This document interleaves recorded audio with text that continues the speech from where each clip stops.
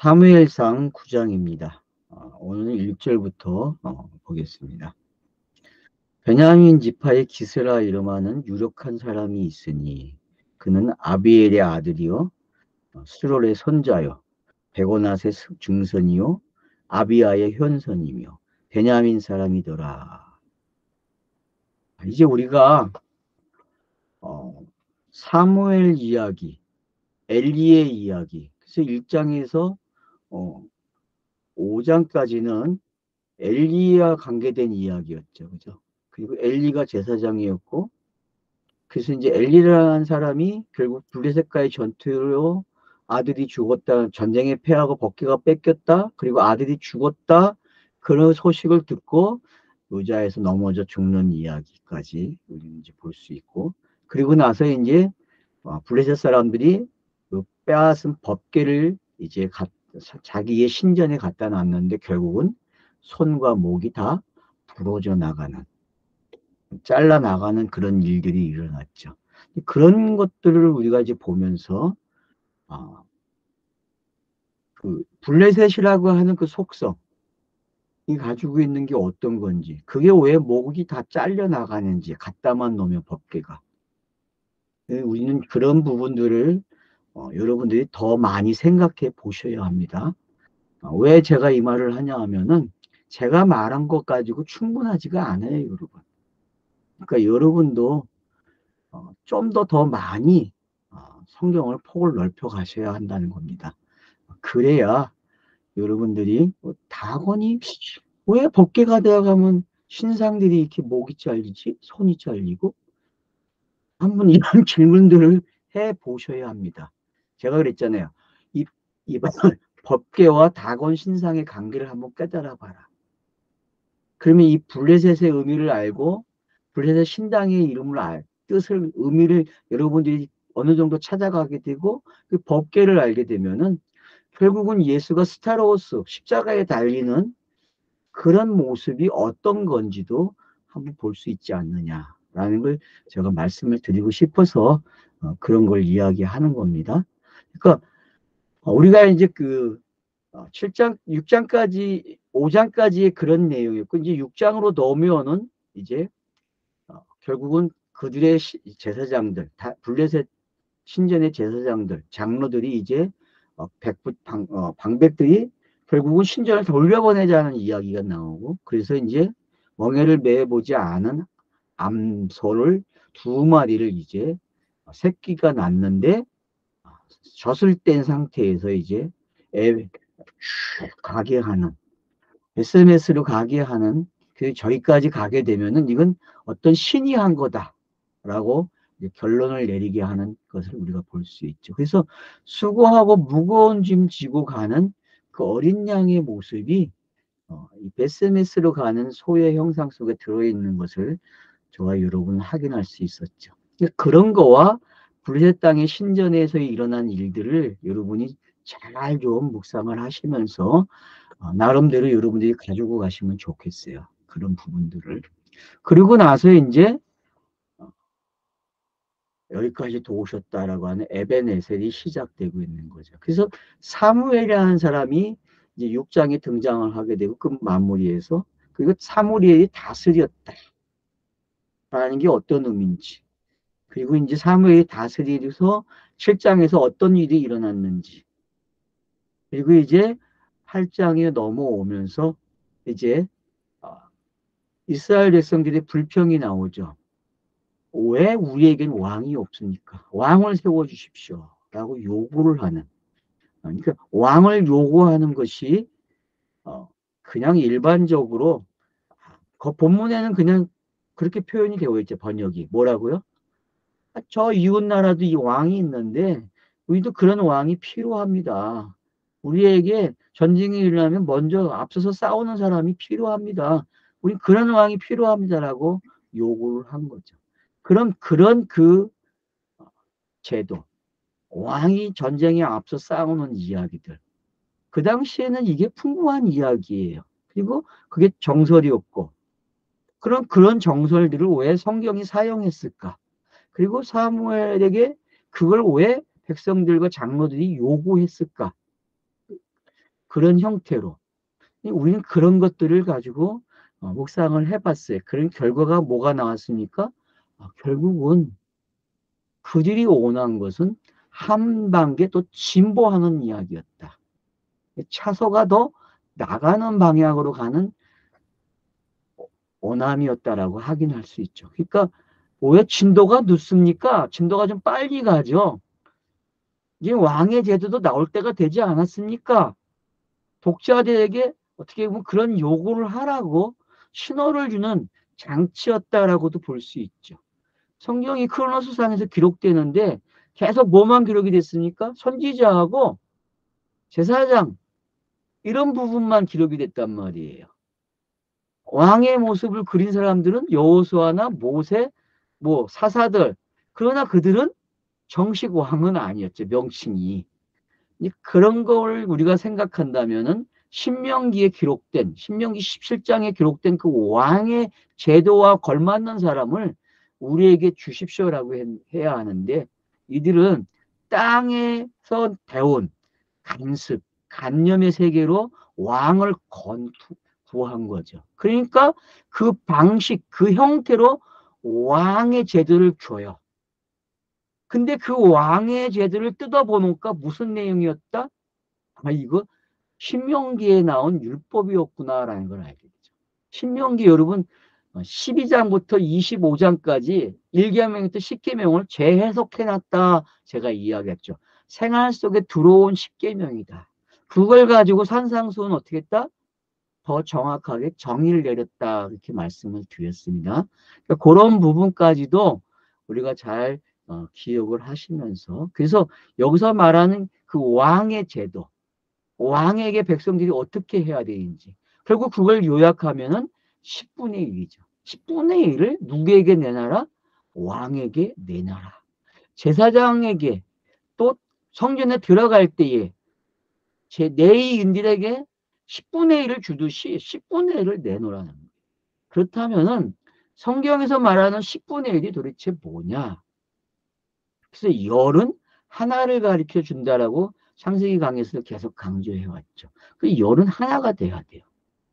그래서 멜기세덱 때부터 성경에서는 10분의 1이 기록이 되기 시작하고 그 10분의 1은 결국 열은 하나를 내놔야 돼 이야기가 된 거죠.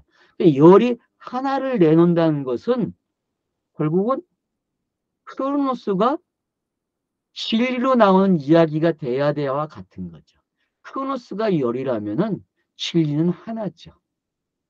그래서 일반적으로 교회가 이야기하는 11조의 개념과는 좀 거리가 있죠. 그건 율법적인 개념이고 율법적인 개념을 진리로 이해한다면은 열로 하나를 깨달아야 돼. 그렇게 바꿀 수 있는 거죠.